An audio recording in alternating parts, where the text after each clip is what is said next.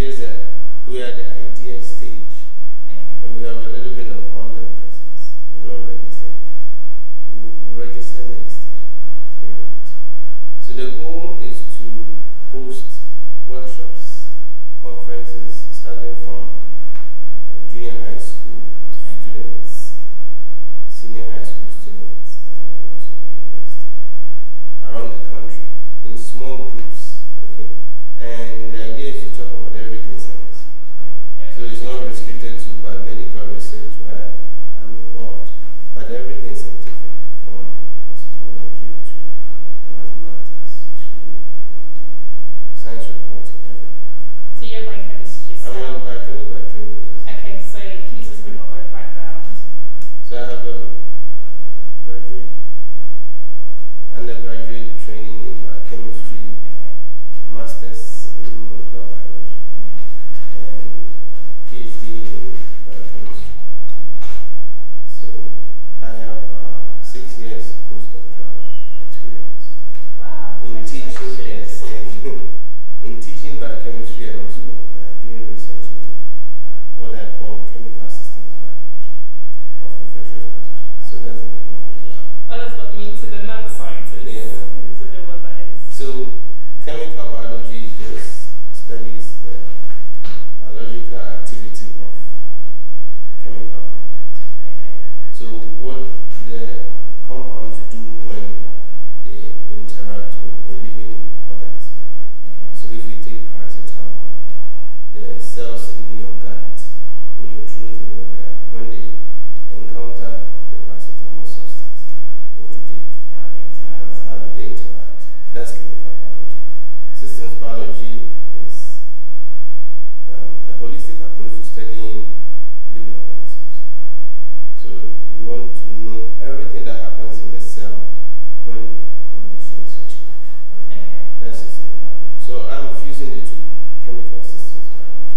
But then when you go out to the schools to do the outreach program, you're looking to cover all of the sciences? Yes, all the sciences, from cosmology to weather physics, soil physics, geology, earth science, everything. So what was the plan putting that in place?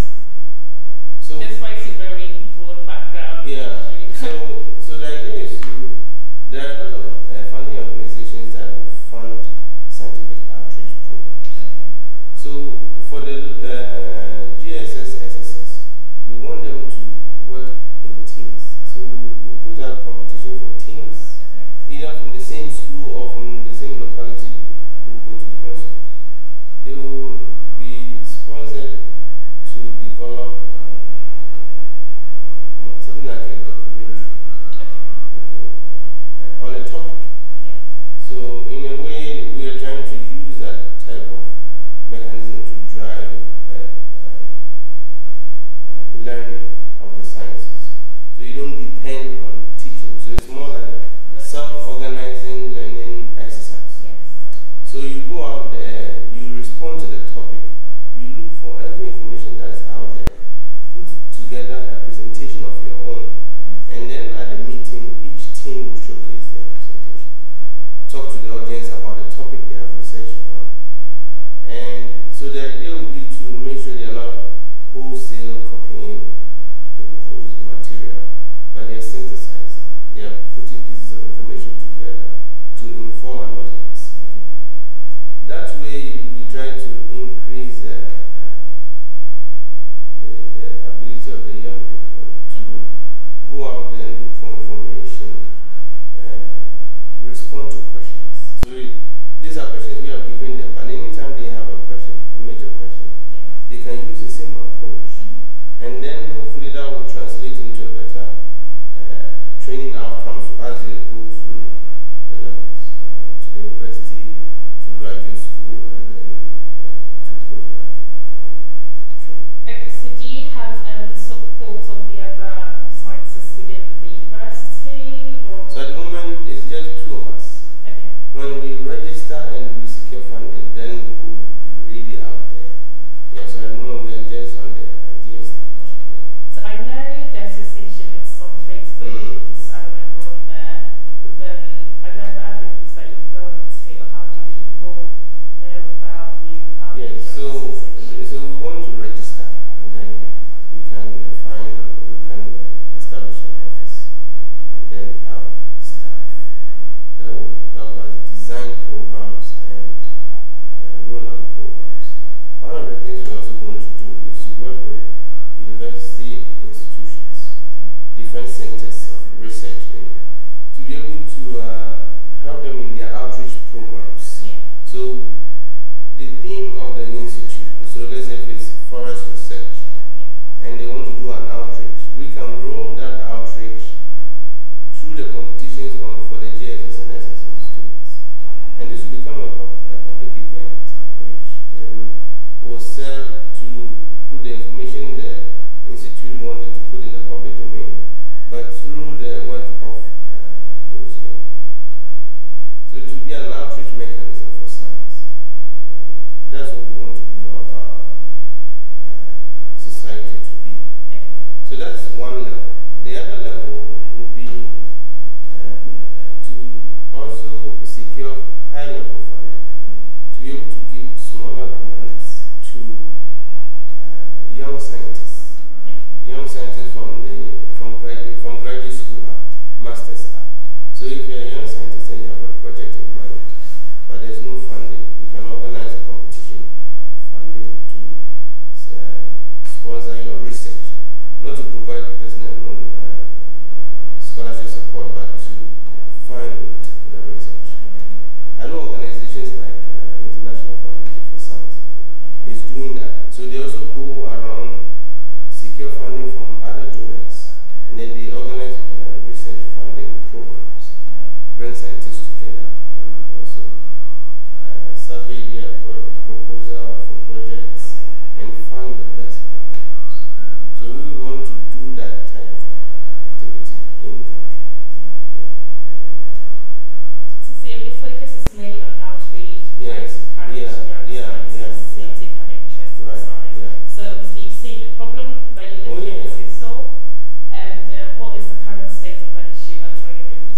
So I think that the science is, the practice of science in Ghana is marginal. You can say it's almost non-existent, because the scientists hardly go beyond themselves. And in terms of public interest, if there is a scientific documentary today on GTV, you are sure everybody will tune in to other channels.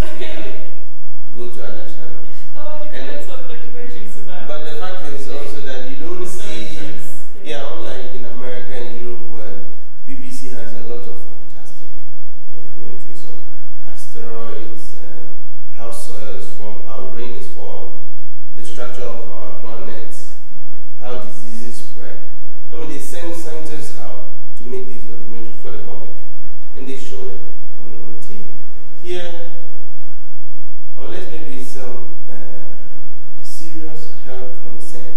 So I've seen a few documentaries by Joy FM on herbal medicine and kidney problems. I've seen fake drugs. Those are the two I can cite. I haven't seen any. So there's been documentaries focusing on health. But that's because it's very tangible, right? They've seen the human face of it and therefore explored it for the media. But we don't have to only look at things that are so immediate in the face of the people, right? Like fake drugs. People take medicines and they are still sick. Therefore, journalists takes an interest in that. They should take interest in things that scientists know, but the general public has no idea. So try to open up that space of knowledge to the general public. Because as scientists can plan outreach, if the media practitioners do not have the desire to push scientific content, the same way they push entertainment content, politics, and business, science should also be a major part of it.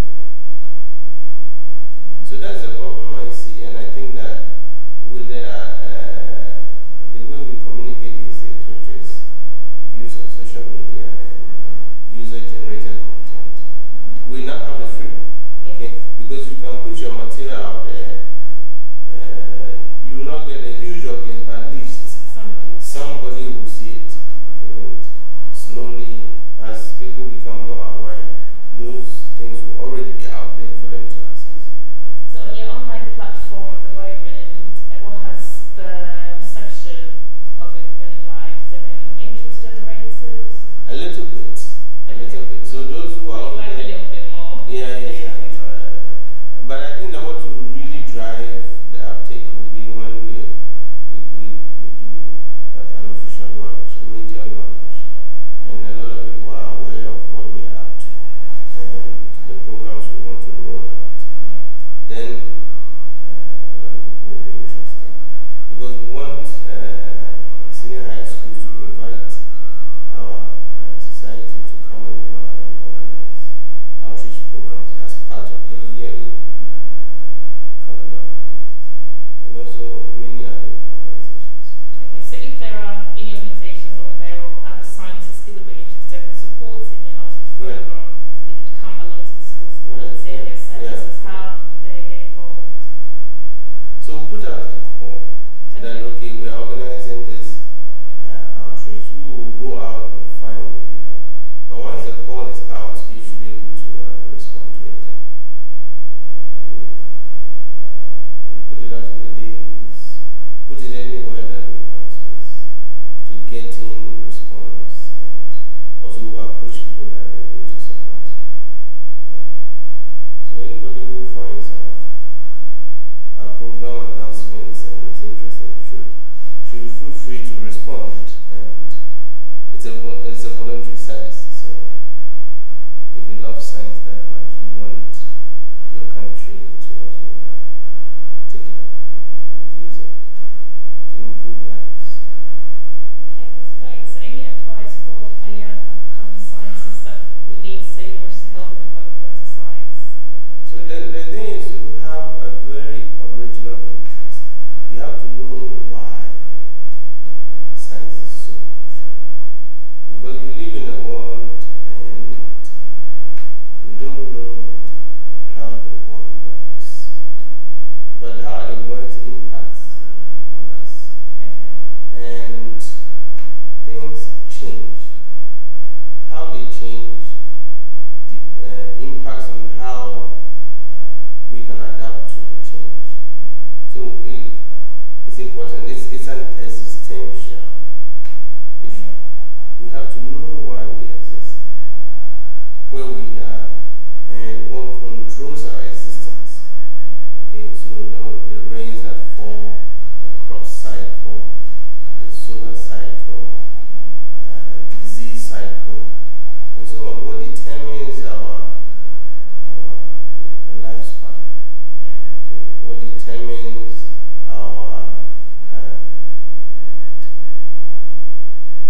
susceptibility? Our susceptibility to diseases. Yeah. Why is it that in certain communities almost everybody has diabetes? In other communities, nobody even heard of diabetes. Why is it that people living in Africa have a lot of